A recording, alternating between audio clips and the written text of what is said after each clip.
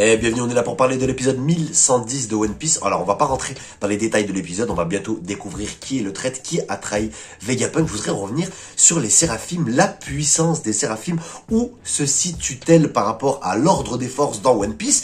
Est-ce qu'ils sont plus forts que des Yonko? J'ai l'impression qu'ils sont invincibles. Alors c'est bien, ils remplacent les Shichibukai, il fallait de nouveaux alliés au gouvernement très puissants, mais là je pense qu'ils ont un petit peu abusé. Je sais pas ce que vous en pensez vous, quelle est leur puissance par rapport aux autres? Ils ont l'air indestructibles, ils ont une énergie infinie, ils peuvent utiliser les fruits du démon d'autres personnages qu'on a vus précédemment, ils ont les capacités des Lunariens, ils sont jamais égratignés, ils ont l'air invincibles, vraiment tout le monde a peur d'eux, et rappelez-vous, ils ont repoussé même Barbe Noire, Teach, ils repoussent Luffy et Zoro, Lucci, Kaku, n'importe quel Mugiwara, ils font face sans même transpirer. Donc est-ce que ces Séraphimes, ils sont plus forts que des Yonko? Je me pose la question, est-ce qu'ils sont plus forts que Big Mom et Kaido? Alors ça peut paraître un peu farfelu ce que je dis, mais vraiment la question elle se pose, parce que même Luffy et Zoro, ils peuvent absolument rien faire. Bon, ils sont pas à fond, c'est vrai, mais pourquoi d'ailleurs ils sont pas à fond? Ils pourraient se mettre à fond et essayer de les battre. Luffy pourrait se mettre en Gear 5 pour essayer de battre les Séraphimes. Non, à la place,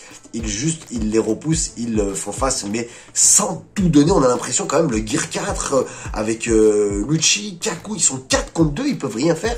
Vraiment, alors je parle même pas des autres, Nami, tout ça, il y a que Sanji qui arrive à tenir un peu les Séraphimes.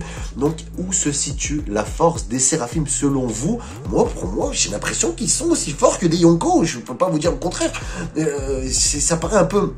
C'est dommage parce que après une telle bagarre sur Onigashima avec des adversaires comme Kaido, Big Mom, King, Queen et les autres, les Mugiwara et les alliés, ils ont réussi à les battre. Et là, on a du mal à repousser de petits robots. Ils sont juste enfants. Je vous rappelle qu'ils vont encore prendre en puissance. Ce sont des enfants qui vont grandir. Ils sont comme des humains.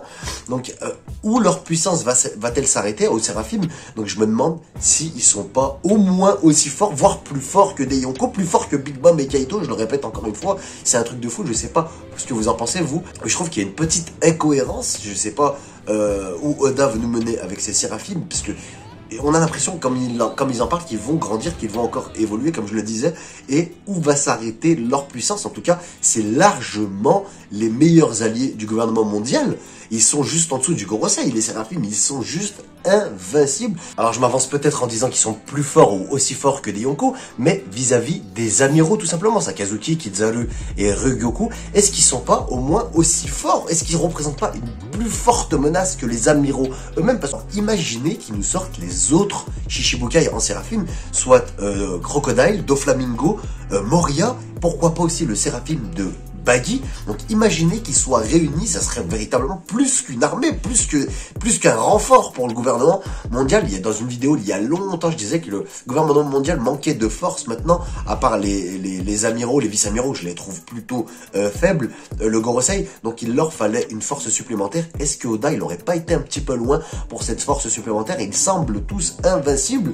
Donc où se situe la force des Séraphimes par rapport au monde de One Piece, par rapport à tous les autres personnages? En tout cas, je les classe très très haut, presque niveau Yonko. Je peux pas abuser non plus, ils sont pas plus forts que Kaido ou Big Mom, évidemment, mais par rapport à l'adversité qu'il y a, le fait qu'on puisse même pas les égratigner, qu'ils posent de véritables problèmes même à Barbe Noire, je me pose la question et je voulais savoir ce que vous en pensiez, vous. Est-ce qu'ils ont été trop loin sur la force des Séraphimes? Quand je dis ils, c'est Oda tout simplement, mais il fallait une nouvelle force au gouvernement mondial, parce qu'on sait qu'à la fin il va y avoir une guerre contre le gouvernement mondial et les Séraphimes joueront un rôle primordial, bien mieux que les pacifistas. Donc voilà, vous êtes là sur la chaîne de Mister Bada, j'aimerais avoir votre avis. On se retrouve très vite, à plus, salut et ciao. Badass Animal only.